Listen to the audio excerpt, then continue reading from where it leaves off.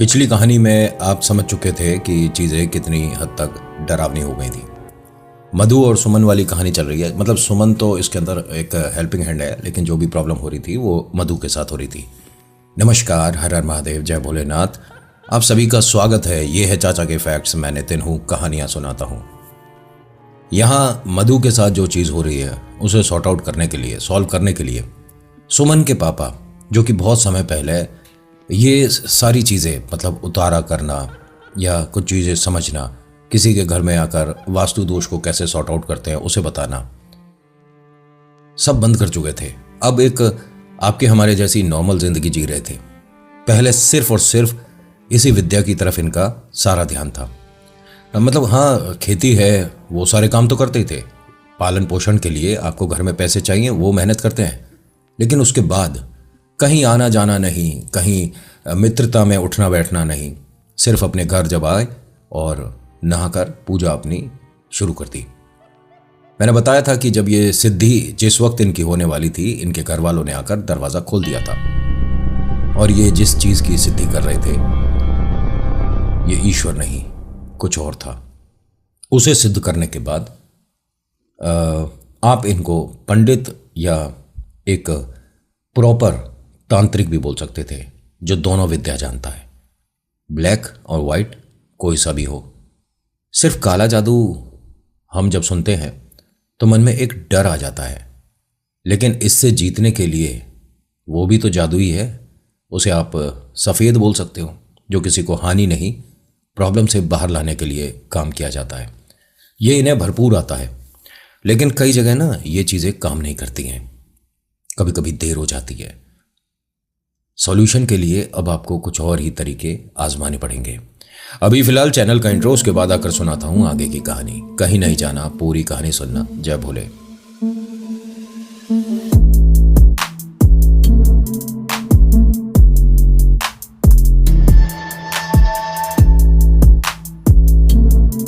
होता क्या है कि यहां इस कमरे में काफ़ी लोगों को बाहर कर दिया गया था। सिर्फ मधु के मम्मी पापा थे, सुमन थे, और सुमन के मम्मी पापा, मधु, ये सब लोग थे कमरे में। मधु को साफ साफ बोला पंडित जी ने, पंडित जी बोलूँगा ठीक है, कि आपको बेटा मेरे पीछे वो बैठी हुई दिख रही होगी चीज़, जो भी आपको डरा रही है, लेकिन निश्चिंत रहिए, सब कुछ यहाँ पे ठीक होगा। नीम के पत्ते मंगाए गए। जैसे ही नीम के पत्ते इस कमरे के अंदर आए तो ऐसा कोई नहीं था जिसने अपने चेहरे पर हाथ ना ढका हो। सब ऐसे कर रहे हैं पंडित जी को छोड़कर, और मधु के चेहरे पर एक अजीब सी स्माइल थी। नीम से कभी ये स्मेल नहीं आती। नीम जब किसी स्मेल को काट रहा हो और वो रिलेटेड विद भूत प्रेत आत्मा हो, तो हवा में एक अजीब सी बदबू आ जाती है। अभी नीम इन्होंने जलाया भी नहीं, और जलेगा कैसे? गीले पत्ते, तो गीले पत्तों में आग तो कैसे लगती नहीं है, लेकिन लगेगी। यहाँ कमरे में पत्ते आने के बाद जब इन्होंने अपनी प्रक्रिया शुरू करी और इसके मधु के सिर कंधे पैर पे, सिर कंधे पैर पर ऐसे करके 7 बार इन्होंने छुआया, तो इनके हाथ में जो पत्ते थे वो सारे सूखे हुए थे।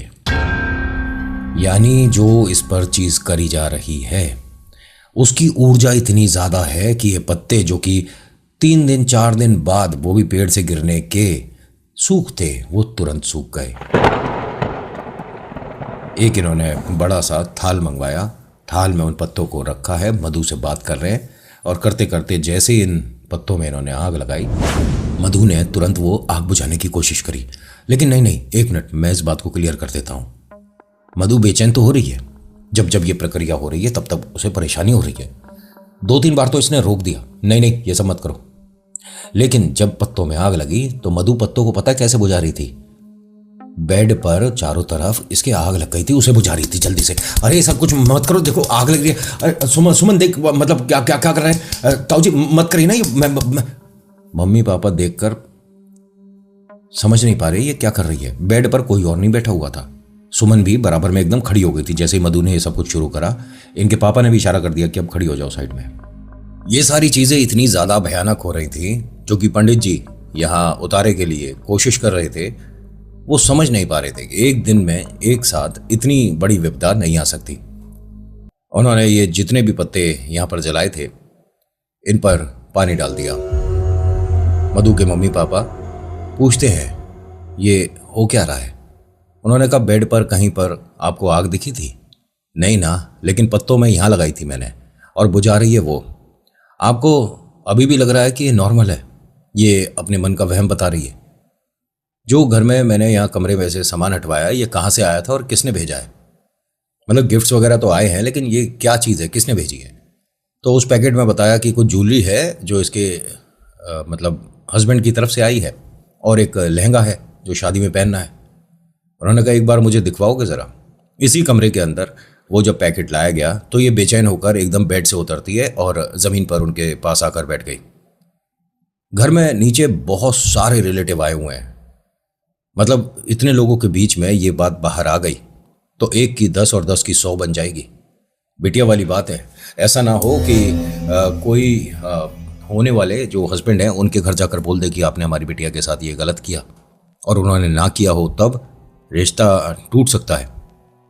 सामान मंगवाया गया। जब सामान उन्होंने यहाँ पैकेट रखकर खोल कर देखा था, उसमें ज्वेलरी पहले ही बता चुके थे कि गलत है। अब यहाँ पर जो इनके सामने रखा गया था ये लहंगा था। कोई भी कभी भी किसी को भी गिफ्ट जानबूझकर कटा पिटा तो देगा नहीं, लेकिन ये लहंगे का कोना कटा हुआ था, लहंगे के साथ जो दुपट्टा था उसका कोना कटा हुआ था। एक मिनट मैं इस बात को क्लियर कर देता हूँ। सिर्फ कैंची से ऐसे काटा हुआ नहीं है, काटने के बाद उसको मोड़ के उसकी सिलाई भी कर रखी थी कि आप एकदम से अंदाज़ा नहीं लगा सकते। लेकिन पंडित जी क्योंकि सिर्फ वही चीज़ देखना चाह रहे थे तो नज़र में आ गई। पूछा घर वालों से, जितनी भी यहाँ पर माताएं बहनें खड़ी हैं, क्या आपने कभी ऐसा दुपट्टा देखा है जो इस तरह के डिज़ाइन में हो? क्या आपने कभी ऐसा लहंगा देखा है? नहीं देखा ना। साफ पता पड़ रहा है कि उनके घर में कोई ऐसा है, या तो सास या कोई और, जो नहीं चाहता कि इसके साथ जीवन जो शुरू होने वाला है वो एक सामान्य हो, नॉर्मल हो, घर में खुशियां आए, ऐसा नहीं चाहते। ये जो शादी तय हुई है, जिस वक्त घर में हाँ हुई है, जिस वक्त दोनों ने एक दूसरे को अंगूठी पहनाई है, उस वक्त क्या कोई ऐसी बात हुई थी जो आप मुझे बताना चाहोगे? बहुत याद करने के बाद भी कुछ ध्यान में नहीं आया कि नहीं पंडित जी, ऐसा कुछ भी नहीं हुआ था। घर में अच्छे से फंक्शन हुआ था, और हमारे घर में ही हुआ था। रिंग सेरेमनी जब हुआ था ना, दोनों ने एक दूसरे को देखा था, पसंद किया था, मतलब नेक दे दिया, शगुन दे दिया, लेकिन नेगेटिविटी तो कुछ भी नहीं हुई थी। फिर उन्होंने मधु से बुलवाया कि आप ये दरवाज़ा बंद कर दीजिए और दरवाज़ों के पास में जो ताज़े अभी नीम के पत्ते हैं इन्हें डाल दीजिए, खिड़की पर डाल दीजिए। इस तरह करके इन्होंने जो जो रोशनी का द्वार होता है ना, वहाँ पर छाया बनानी पड़ती है, इन्होंने ऐसा कर दिया। अब घर के सभी लोग जो हैं दीवार से लगे खड़े, हाथ बांधे हुए, डरे हुए, क्योंकि मधु को देखकर एक बार में तो कोई नहीं बता सकता ये मधु है। उसके चेहरे पर परिवर्तन आ गया था। जैसे मतलब बहुत ज़्यादा धूप में रहते हैं तो कुछ लोगों के टैनिंग वगैरह हो जाती है ना, ऐसे इसके चेहरे पर, इसके हाथ पर, पैर, मतलब प्रॉपर टैनिंग दिख रहा था। वो इतनी जल्दी चेंज हुआ कि अब सब पंडित जी की बात पर यकीन कर रहे थे कि जो ये बता रहे हैं ऐसा हो सकता है। और जो अभी सुमन भी बता रही थी ना, ये बात भी सच थी कि मधु ने अपने पीछे गैलरी में अपनी सास को देखा है और एक जले हुए आदमी को देखा है। ये क्या है, क्यों है, नहीं पता चल रहा। पंडित जी ने मधु को सामने बिठाया। अब मधु पर जो चीज आई है, अब इसे जरा ध्यान से सुनना। जैसे ही पंडित जी ने मतलब उस एंटिटी को बुलवाया तो पहले तो कोई बहरूपिया आ गया, उसके बाद कोई आसपास इनके जो औरत गुजरी थी, मतलब मधु के घर के आसपास जो औरत कोई गुजरी थी वो आ गई। पंडित जी से बात करने लगी। पंडित जी ने कहा कि मैंने आपको नहीं बुलाया, आपकी भीड़ में जो छुप रहा है, जिसने अभी तक का ये खेल किया है, वो कौन है? जो जल के खत्म हुआ था वो सामने आओ। फिर जो आया ये मधु के जेठ जी हैं। ध्यान से सुनना। घर वालों ने ये बात बताई नहीं, बस यही बताया था कि मधु की जिनसे शादी हो रही है वो घर के सबसे बड़े बेटे हैं। इनका बड़ा बेटा जो तंत्र विद्याओं में था, जिनकी वाइफ गुजर गई थी, जिनके बच्चों को बाकी घर वाले पाल रहे थे, उनके बारे में जिक्र नहीं किया। इनका कोई मुक्ति का हिसाब किताब नहीं बना था। घर में उनके जो अंश है, जो एशेज है, वो सकेरने पड़े थे, झाड़ू से समेटने पड़े थे। जब उनके साथ ये चीज हुई थी घर में कोई था नहीं। कैसे हुआ नहीं पता, एक रहस्य रहा। और उनके साथ जो चीजें शुरू हुई थी उसका उतारा यही था कि मधु की शादी जब होगी, मतलब उनके जो पहले संतान होगी, उसके माध्यम से बड़े भाई को मुक्ति मिलेगी जो जल के मरा है। यानी मधु माध्यम थी और वो अब इसे जो दिखने लग गया था, वो इंतजार कर रहा था कि कब इनकी शादी होगी और कब मुझे मुक्ति के लिए पहली संतान खाने को मिलेगी। ये उसने खुद बोला। मधु बोल रही है आदमी की आवाज में। मम्मी पापा के हाथ पैर फूल गए। पिताजी ने कहा कि मैं अपनी बेटी की शादी इस घर में नहीं करूंगा। जैसे ही उन्होंने ये बात बोली, मधु की आंखें पलट गईं। जैसे ही ये हुआ, पंडित जी ने इशारा कर दिया कि आप में से कोई कुछ नहीं बोलेगा, चुप रहो बस। उन्होंने मधु का हाथ पकड़ा और फिर बात करनी दोबारा शुरू करी। भाई साहब, अब ये छुपा बैठा है, अब ये कुछ नहीं बता रहा, क्योंकि शादी कैंसिल हो जाएगी तो फिर जो पहली संतान है उसे खाएगा कैसे। और उसी माध्यम से होना है जैसे जैसे प्रक्रिया लिखी है। अब मधु की शादी किसी और से हो जाएगी और उसके संतान होगी तो ये कुछ नहीं कर पाएगा। इसे इस घर से भेजने का पूरा पूरा हिसाब किताब पंडित जी ने यहाँ शुरू कर दिया था। अब ये जाएगा तो बहुत सारी चीजें जो ये करने आया था वो रह गई ना। और ये सिर्फ एक कुंवारी पर ही अपना पकड़ बना सकता है। जो मैरिड हैं, जिनकी शादी ऑलरेडी हो चुकी है, उन पर नहीं असर कर सकता। इस तरह का इसे एक द्वार खुला मिला है। समझ रहे हो मैं किस तरह से आपको समझा रहा हूं। यहां एक और महिला है, एक और लड़की है जिस पर यह खेल सकता है। जब तक ये अपनी प्रक्रिया करता, उससे पहले पंडित जी ने अपनी बिटिया को कमरे के बाहर करा। तुम बाहर जाओ। सुमन, याद है ना? सुमन ने कहा लेकिन मैं रहती हूं ना मधु के पास। पापा ने घूर कर देखा और कहा कि जब कोई भी उतारे के लिए या तो सामान मंगाए या आपको बात बोले, उसके अंदर आप अपनी तरफ से ज्ञान मत लगाया करो। आप अभी कमरे से बेटा बाहर जाओ तुरंत। जैसे ही वो बाहर जा रही थी, मधु ने उसका पैर पकड़ लिया। मेरे पास बैठ, मेरे पास बैठ यहाँ। अरे सब लोग मतलब अपने मन की चलाए जा रहे हैं, मेरी कोई नहीं सुन रहा, तू मेरे पास बैठेगी। ये आदमी की आवाज में बोल रही है, मेरे पास बैठ यहाँ, मेरे पास बैठ। मैं तेरे से किसी से कुछ नहीं कह रहा, मुझे ये यहाँ मेरे पास बैठा। उन्होंने कहा तू मधु के माध्यम से बात कर रहा है ना, मुझे भी पता है कि तू क्या करने वाला है। बेटा पैर छोड़ा और जा। यहां पंडित जी ना मधु का हाथ नहीं छोड़ सकते थे और एक हाथ में उनके उतारे के लिए जो चीजें इस्तेमाल होती हैं वो थी। घर वालों को इशारा करा कि आप सुमन को मधु की पकड़ से छुड़ाकर कमरे से बाहर करो अभी। ऐसा जब किया गया तो मधु उसे लगातार देख रही थी, घूर रही थी, दरवाजे के बाहर चली गई और खिड़की पे खड़े होकर सुमन देख रही थी। पिता ने एक बार इशारा करा कि वहां से बेटा हट जा, लेकिन वो नहीं हटी, रोना शुरू हो गई। अब यहां इसे छोड़कर बाहर जाकर बिटिया को देखने की बजाय उन्होंने अपनी वाइफ से बोला कि आप बाहर जाकर देखना। तो उसके ना एड़ी के पास, पैरों में, उसके यहां चेहरे पर खून दिख रहा था सुमन के, और वो रोई जा रही है। मम्मी उसे पूछ रही है बेटा क्या हुआ, और उसने ग्रिल को ऐसे पकड़ रखा था, जो ग्रिल पे खड़े होकर ऐसे ही अंदर देख रही थी ना, उस ग्रिल को ऐसे पकड़ रखा था। यहां भी उसके हल्का हल्का ब्लड दिख रहा। माँ ने कहा बेटा खिड़की छोड़ना, क्या हाथ में तेरे कांच वांच लग गया क्या, छोड़। अब पिताजी को यहां से उठना पड़ेगा। बिटिया के साथ जो चीजें हो रही है ये नॉर्मल नहीं है, और ये इतनी तेज कैसे दोनों पे असर, मतलब बात एक के माध्यम से कर रहा है और दूसरी पर असर हो रहा है। इसका मतलब यहां एक नहीं दो है। सुमन की हालत इतनी ज्यादा खराब हो रही थी और वो रोए जाए चीखे जाए, इसके हाथ ग्रिल से छुड़ाने के लिए 4-5 और लोग आ गए। चीख चीख कर रो रही थी। जितने भी नीचे लोग थे उन्हें भी आवाज चली गई। जो ये बात दबाना चाह रहे थे अब ये जग जाहिर हो गई। यहां बहुत सारे लोगों ने मदद करके सुमन का हाथ रेलिंग से हटवाया। मधु के अंदर हंसने की आवाज आ रही है। बाहर सुमन रो रही है। पंडित जी ने कहा कि अगर मेरी बात आप मानते हो ना, तो सबसे पहला प्रस्ताव अपने होने वाले समधियों के घर पहुंचाओ कि हमें रिश्ता नहीं करना, और जो भी इनके घर से सामान आया है वापस करवाओ। उन्होंने कहा पंडित जी आप कैसी बातें कर रहे हो, कल परसों में तो कार्ड अभी छपे नहीं ना, अभी सिर्फ आपने रोका किया है, बात एक दूसरे की तय हुई है, कार्ड छपने तो अभी बाकी थे। मैं अगर गलत कह रहा हूं तो बताइए।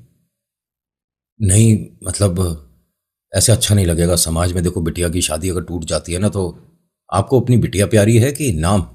बिटिया के साथ कुछ भी होता रहे, वो इसे कठपुतली बनाकर पूरे घर में नचाए, है ना, अपने बड़े बेटे की मुक्ति के लिए इसकी कोख का बलिदान कर दें, वो चलेगा? अरे क्या बोल रहे हो आप, कैसे पिता हो? माँ ने कहा कि आप बिल्कुल ठीक कह रहे हो, मैं मधु की शादी अब इस घर में नहीं होने दूंगी। मैं जाती हूं इस रिश्ते को तोड़ने के लिए। जैसे ही माँ चलने लगी उन्हें चक्कर सा आया, बेड पर बैठ गई। मधु जमीन पर बैठे बैठे अपनी माँ को देखे जा रही है घूर घूर कर। उसने एक बात बोली, अगर तू घर से बाहर निकली तो जैसे मैं मरा था ऐसे ही मरेगी। अब यहां उनके मन में डर बैठने लग गया कि मतलब कैसे बात कर रही है और ये क्या बोल रही है। पंडित जी ने कहा, आप निश्चिंत रहिए, इसकी बातों में मत आइए, ठीक है, और कोई भी इसकी बात पे ध्यान मत देना। यहां बहुत सारे लोग थे, सबको ये समझ आ चुका था कि मधु और सुमन के साथ कोई चीज़ गड़बड़ हो गई है, कोई इन पर किया कराया लग गया है। कभी कभी ये परेशानी, कभी कभी ये बाधा, हाँ कह सकते हो कि जो पंडित सामने बैठे हैं उसी के माध्यम से हट जाएगी, लेकिन कभी कभी ये रुक जाती है, पॉज ले लेती है, कुछ देर की शांति दे देती है, आपके मन में वहम पैदा कर देगी कि अब कुछ भी नहीं है, सब कुछ ठीक हो गया। ऐसे बहरूपियों को सिर्फ एक अच्छा पंडित, अच्छा भगत पकड़ सकता है। यहां यही हुआ। सुमन और मधु बिल्कुल नॉर्मल हो गई, एकदम नॉर्मल। उसके हाथ वगैरह पहुंचे गए थे, कहीं कोई कट नहीं है, ब्लड कहां से आया था? पैरों में, उसके एड़ियों के पास, उसके पिंडलियों पर, सब पर खून लग रहा था। कैसे? नहीं, कोई दिक्कत नहीं है उसे, कहीं कोई कट नहीं लगा, कहीं से वो छिली वगैरह नहीं है, चलते फिरते कहीं ब्लेड नहीं, कुछ भी नहीं, वो बिल्कुल नॉर्मल थी। जब हाथ पैर पहुंचे गए ना तो समझ नहीं आया, जब पूरे घर में सब लोग नॉर्मल खड़े हैं तो ये खून आया कहां से था? अरे आपको इस हद तक वो दिमाग के साथ खेलते हैं कि आप जो चीज देख रहे हो किसी को नहीं दिख रहा, लेकिन आप साफ बताओगे कि हाँ मैं क्लियर देख रहा हूं। जय बोले। दोनों सामने बैठी थी। पंडित जी ने अब अपना मंत्रोच्चारण शुरू करा और कहा कि प्लीज आप इस बात को जो देख रहे हो बस अपने मन तक रखिएगा, किसी के साथ शेयर मत करना, ये चीज पलट जाती है। ठीक है जी। अब बहुत से लोग थे, उन्हें कन्विंस करके नीचे भेजा गया कि प्लीज आप नीचे जाइए और हो सकता है कि शादी में कोई बात आ सकती है। सब लोग, भाई बिटिया वाली बात है, सब शांत रहे, सब बस ईश्वर से प्रार्थना कर रहे थे कि सब कुछ ठीक हो जाए और जो पंडित जी सामने बैठे हैं ये प्रॉपर तरीके से उतारा कर पाएं और सारी दिक्कतें दूर हो जाएं, बिटिया दोनों ठीक हो जाए। हर कोई यही चाह रहा था। इस घर में एक भी इंसान ऐसा नहीं जो इनकी शादी से दुखी था, मधु सुमन से दुखी था या किसी भी तरह, सब एक दूसरे पर विश्वास और प्यार रखने वाले थे। परेशानी एक की थी जो घर में भेजी गई थी, बड़ा भाई होने वाले दूल्हे का। अभी उन तक खबर नहीं पहुंची कि हमें शादी नहीं करनी। यहां इन्होंने उतारा शुरू करा और आधे घंटे के भीतर इनके घर की किसी ने घंटी बजाई। नीचे से कोई ऊपर फ्लोर पर आया और मधु की मम्मी से कहता है कि वो आपकी सास और कोई 2 औरतें और आई हैं, मिलना चाहती हैं। अब सब एक दूसरे को देखते हैं कि अभी तो हमें इनके घर जाना था मना करने के लिए, ये कैसे आ गई? आप एक काम करिए, उन्हें बिठाइए और बाहर वाले कमरे को ना खाली करवाना, मैं आ रही हूं। पंडित जी ने कहा कि आप अभी मना कर देना शादी के लिए और उनके हाथ से कोई भी चीज एक्सेप्ट मत करना, कुछ भी नहीं लेना है, और जो आपका सामान इनकी तरफ से आया है ना सब एक गाड़ी में रखवाओ और मैं बताऊंगा वो सामान वापस कैसे करना है, लेकिन आज अभी कुछ मत ले लेना क्योंकि प्रक्रिया चल रही है।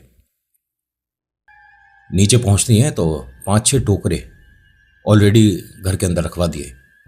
आइए बहन जी आइए, आप कैसे, मतलब अरे हमारे घर में रिचुअल सबके अलग अलग होते हैं, तो हमारे कहा जाता है जब शादी में 27-28 दिन रह जाते हैं तो 2 बार थाल परोसा जाता है।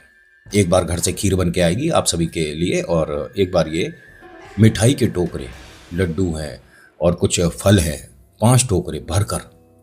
उन्होंने कहा 1 मिनट, आप ये सब वापस ले जाओ। मधु की होने वाली सास ने कहा कि ये वापस ले जाने तो मैं नहीं आई थी, लेकिन आप ये सब बोलकर हमारा अपमान कर रहे हो। तो वो जो 2 औरतें थीं उनमें से एक ऐसी थी जिनके इतना तो घूंघट था, उन्होंने हाथों से एक ऐसे लकड़ी पकड़ रखी थी, हाथों में उंगलियों में न जाने कितनी चीजें पहन रखी थी। साफ पता पड़ रहा था ये कौन है जो साथ चल रही है, इसी ने बनवाया, इसी ने भेजा, और वो जो अंदर जला आदमी दिख रहा है वो सब ये, समझ रहे हो ना, ये तांत्रिक है औरत। इस औरत ने इस तरह से चेहरा हिलाया और मना करा कि वापस तो नहीं लेकर जाएंगे। मधु की मम्मी ने कहा कि मुझे ये बताते में बड़ा अजीब लग रहा है, लेकिन मधु शादी के लिए तैयार नहीं है। अब यहां इन तीनों को बड़ा अजीब लगा कि ये तो खेल पलट जाएगा, ये क्या कर रही है। लेकिन आप प्लीज पहले बैठिए। क्या कह रहे हो आप? शादी नहीं मतलब? अरे हम अपने गांव में, कुनबे में, अपने आस पड़ोस में हर जगह ये बता चुके हैं अब लड़के की शादी नहीं होगी, तो आप अपनी बिटिया की शादी कहीं भी करा लोगे?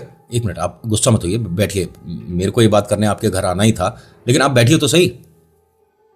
तो बड़ी ऊट पटांग और फालतू की बातें बोलती हुई इनकी जो होने वाली सास है वो बैठी। ये जो दो औरतें हैं इनके लेफ्ट हैंड साइड पे ही खड़ी थी। आप भी बैठिए ना।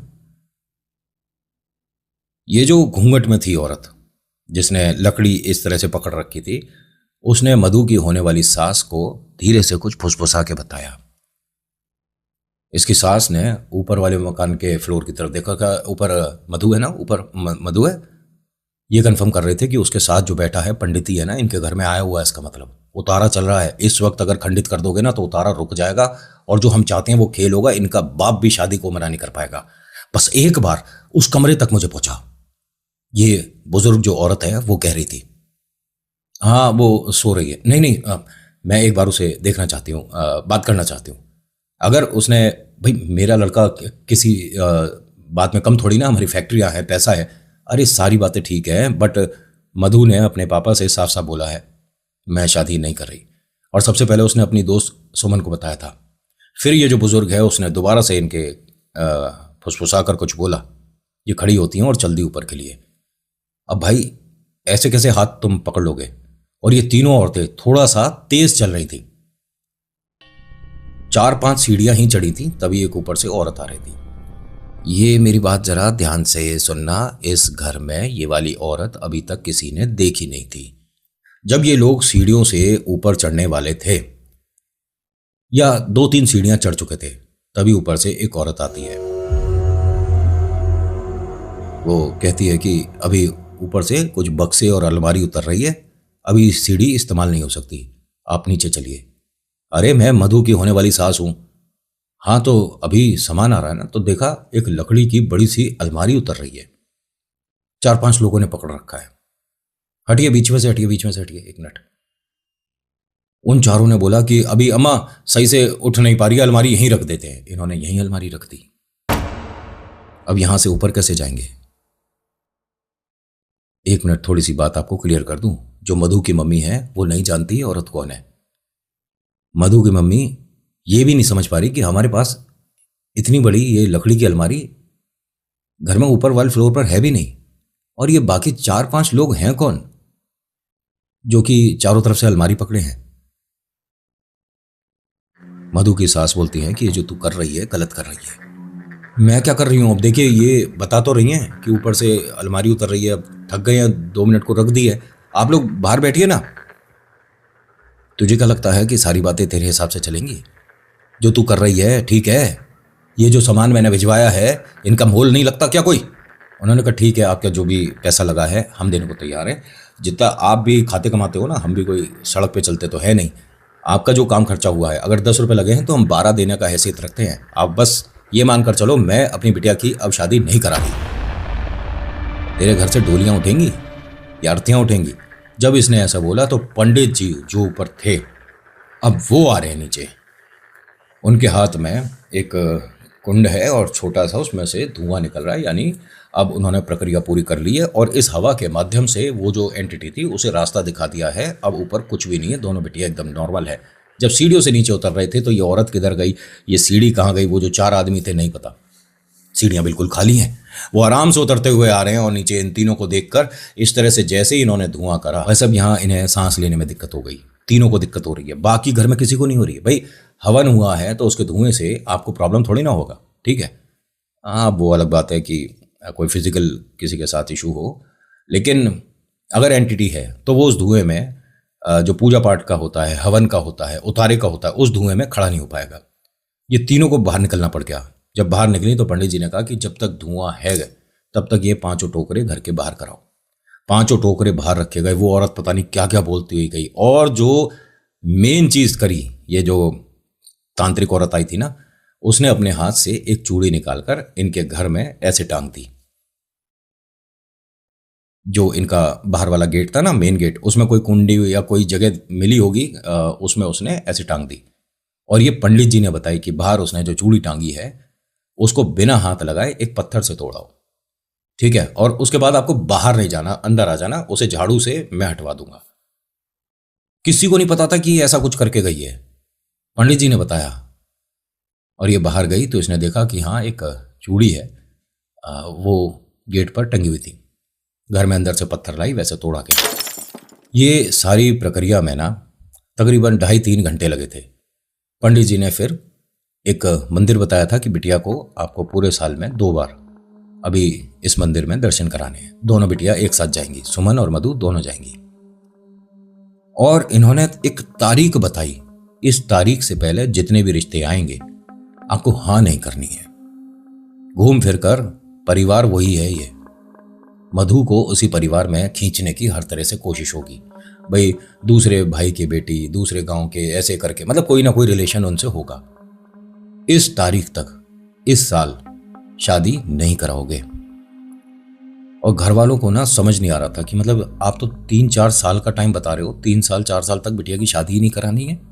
उन्होंने कहा सिर्फ मधु नहीं, सुमन की भी शादी मैं नहीं करूंगा 4 साल के भीतर। और 4 साल के बाद घर बैठे आपको जो आएगा वो ईश्वर की कृपा से ऐसा रिश्ता होगा कि दोनों बिटिया बहुत खुश रहेंगी।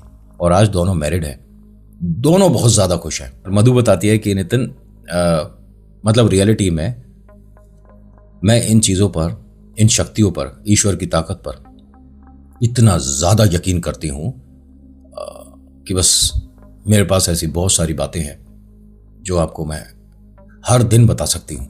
मधु, मैं और सुमन, आप दोनों का धन्यवाद कि आपने बात किया टीम से। और ये जो हमारे मन की बात होती है ना, जब हम किसी से कहते हैं और वो सामने वाला उसका मजाक बनाता है, तो किसी दूसरे से कहने का ना हिम्मत नहीं बनता।